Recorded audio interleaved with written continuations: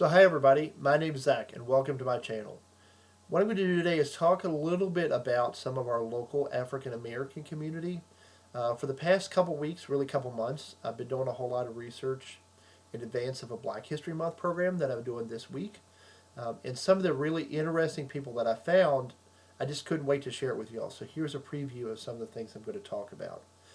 These were all people that were alive here in Shenandoah County in the 1920s. That's what the program really focuses on. And these are some really cool business owners and local community leaders that I think you're going to want to learn about. The first one is a guy named Perry, also called Theo A. Thomas. Now, he's a minister for the Methodist Church.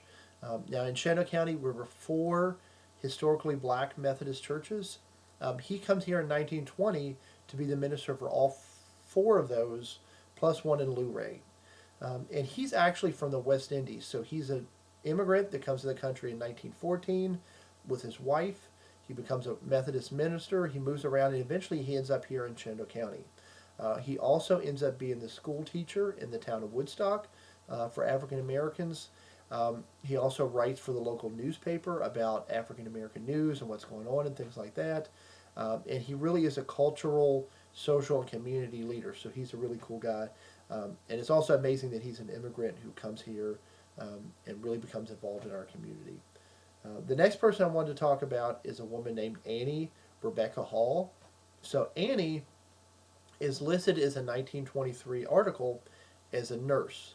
But if you look at the 1920 census, it mentions that she's also a maternity nurse.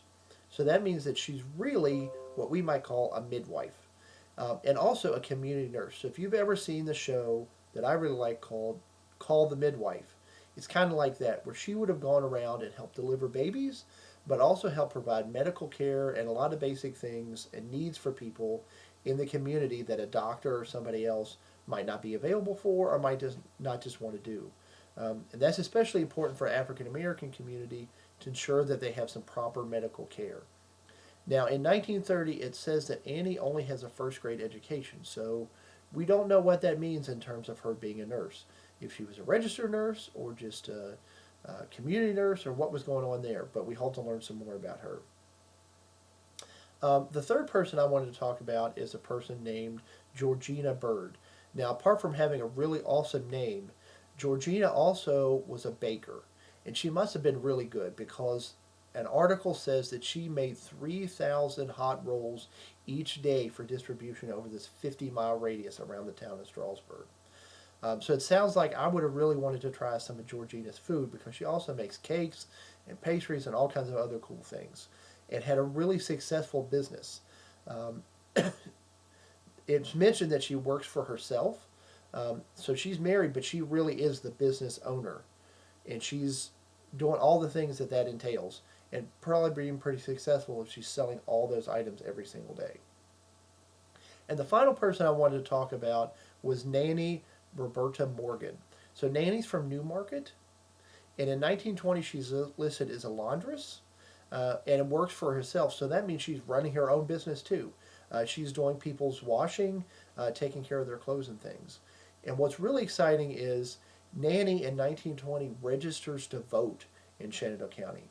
Now that's the first year in Virginia after we get a change to the United States Constitution that women can vote. So Nanny steps up to the plate. She takes her newfound freedom seriously and she registers to vote, which is pretty impressive for a woman, but also an African American woman who wants to do her part in our country's political system in that very first election that she could participate in. Now, we know she registered, we know she paid the poll tax. We can't confirm that she voted, but if she did all that, she most likely went to the polls. So congratulations to Nanny. So like I said, we're having a big program this Thursday for Black History Month. We're going to talk about these people, a lot of other people, and a lot of else what was going on for local African Americans here in Shenandoah County in the 1920s. So I hope you all can make it, and I hope you stay tuned for some more videos. Have a great evening.